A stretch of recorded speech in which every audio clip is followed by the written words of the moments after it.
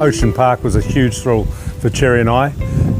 We'd bought the dam at the sales. She'd shown us a lot of ability and unfortunately couldn't race past the 3-year-old career. She broke down, but she was a very talented mare and we were very keen to give her a chance at stud, and to have her talent expressed through Ocean Park was particularly gratifying.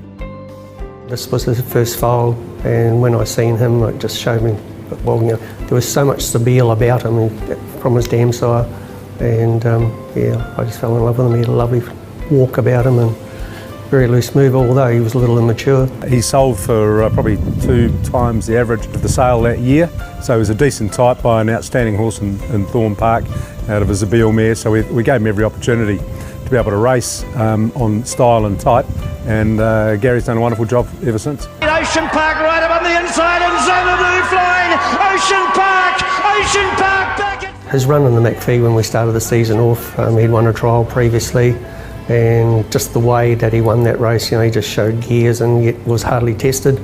And then he went over for the Underwood, and like Managar was the weight for age horse, the yardstick of Australia, and he just put him away. And the Kiwi Ocean Park beat Vonna Easy. We tried to get Hugh Bowman on, he was our first choice, but Glenn actually rung up a couple of times trying to get on the horse, and being persistent like he was, when we couldn't get Bowman, we got Glenn. All Too Hard and Nick in front. Ocean Park stride by stride getting to the 3-year-old. Ocean Park got up to All Too Hard. They hit the line. Ocean Park wanted to hit to All Too Hard. It wasn't definite from where we were standing. We weren't 100% sure that he had got up. But then, when the call came, there was a huge amount of jumping up and down. And, you're sort of walking on water. I was in the stand alongside Cherry, my wife, and the Hennessy family, along with David and Andrew, the owners from Hong Kong. And it just was fantastic, to see them loom up and then fight off challenges down the straight. Ocean Park, his Cox Plate was the culmination of 4 Group 1s in a row, which I don't think many horses have done. I think it's about 3 or 4 have achieved that.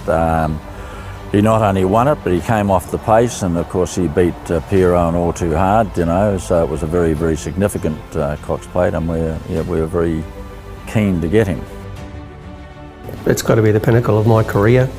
It's just such a terrific race. When I was growing up, the O'Sullivans, Dave's my second cousin, they raced in it a number of times, and the Waverley Star Bone Crusher race, sent goosebumps down your spine as a kid, and to actually walk in his footsteps sort of thing and pull it off was just an amazing and fantastic feeling.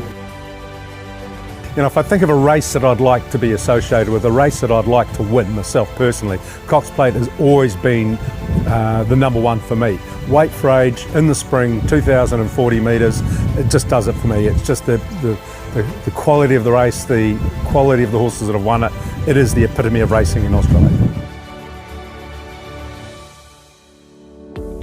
We see him very regularly in the season. We can send up to 12 mares in him. Andrew, Steve and I are still involved with him and own interest in mares that we send to him each season. So I see him pretty regularly in the breeding season. Well, Ocean Park kicked off. He had he had a constant flow of winners, and particularly city winners in Australia. He's got Colding and he's got Tefani, and no, he's away. He's a good horse to breed to. He leaves good sorts.